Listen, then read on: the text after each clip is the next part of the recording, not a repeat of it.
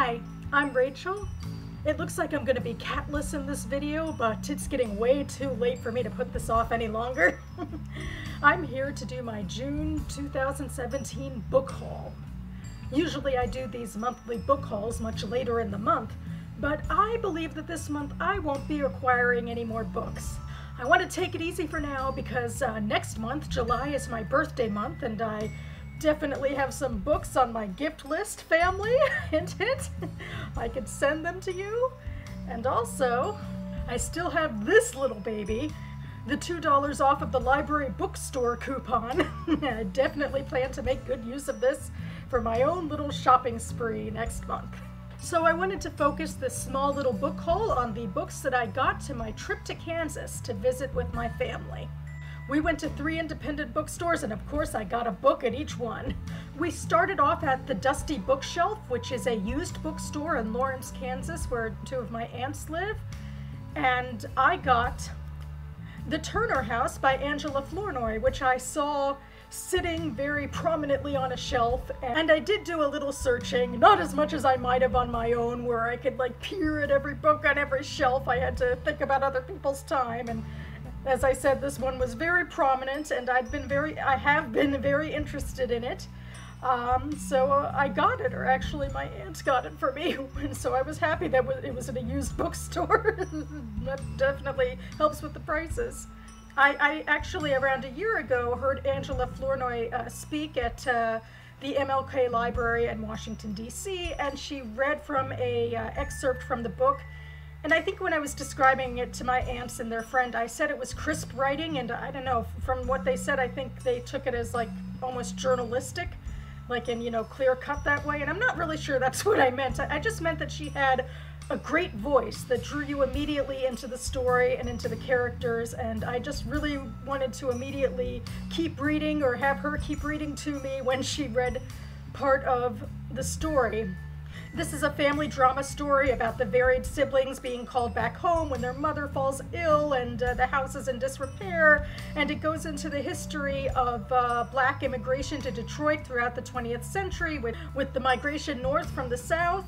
And I remember when this book first came out, and it was very popular in literary circles. And first, in fact, I think I heard about it as an ad through Book Riot podcasts before it became as popular as it ultimately did, and I am definitely looking forward to this. Next, we went nearby to the Rabin Bookstore, an indie bookstore, which actually reminds me of Baltimore, where I grew up in the suburbs of because of Edgar Allan Poe and the Raven, and I was looking to buy a book for myself, selfishly, and then I noticed that they had a special little room for YA and for children's books, and I realized it had been a long time since I got a book for my niece, who is 3.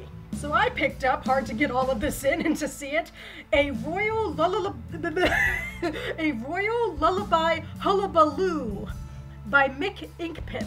And it has fold-out pages, but I actually haven't folded them out because I like to keep things new and fresh for my niece for the first time when she sees them, although, of course, I guess things could get a little bent out of shape with a 3-year-old, but you know. And I particularly picked this because she's big into a princess phase right now. She's watching Disney films, and she loves Elsa in particular from Frozen, although now she's getting into even more Disney. And I saw a copy of Sleeping Beauty there, not the Disney version, but another one, and I thought, maybe that would just be too confusing. And then this one seems a little more contemporary because it's about a little girl like her being royal, and it's also a bedtime story, and she has a very meticulous routine for bedtime and the stories that she reads. She's a very big reader. I'm very, very happy about that.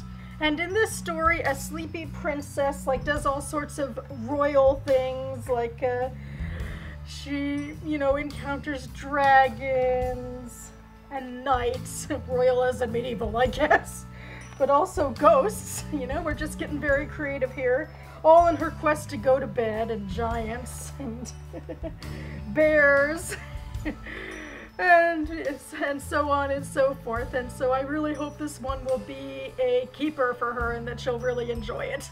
And finally, we headed off to Kansas City, where my other aunt and uncle live, and there's a pretty new indie bookstore there that my aunts wanted to check out, and so I was thrilled to tag along.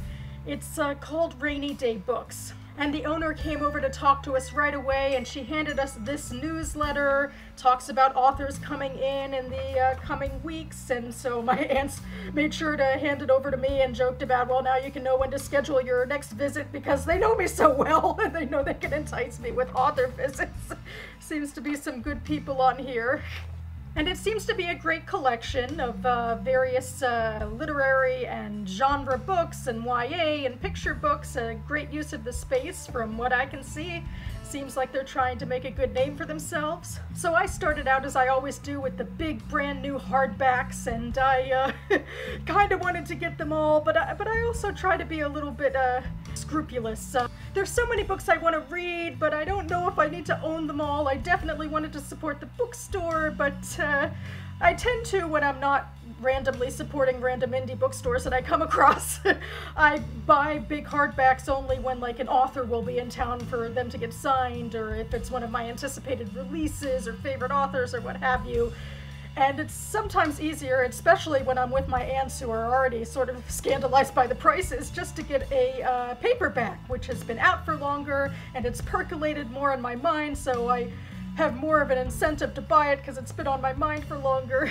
So I ultimately went for Modern Lovers by Emma Straub, which recently came out in paperback, and I've been thinking about it for a while. It's been compared to The Interestings by Meg Wolitzer, which was one of my favorite books from a couple of years ago, and it's about these adults who used to be teens together, and one of them got famous and the others didn't, and that's kind of why it's like The Interestings, and about how their lives have changed since then, and then about their kids growing up and sort of becoming the new teens and the new center of lives.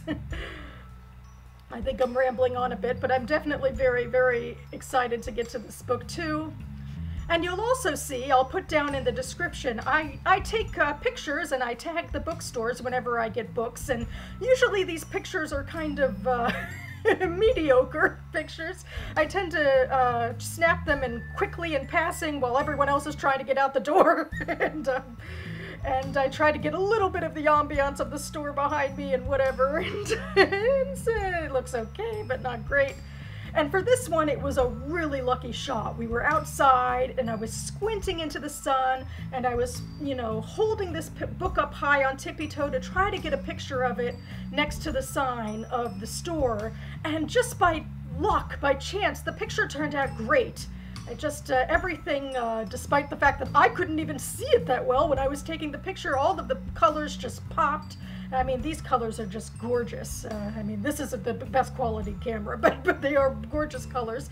And the picture of the sign was just really great and in focus. And so I'll leave all of the pictures that I took down below, and also links to the bookstores themselves. And as a final plug for Rainy Day Books, I got these little freebies, like this magnet and this pen.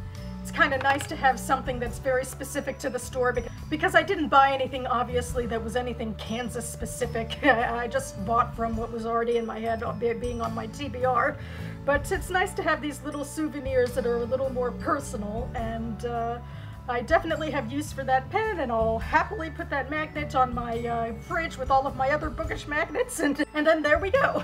So that about covers it for me. I think I've rambled on long enough to make this longer than most hauls that are with more books. So I guess I'll stop there, and thanks so much for watching, and I'll see you next time.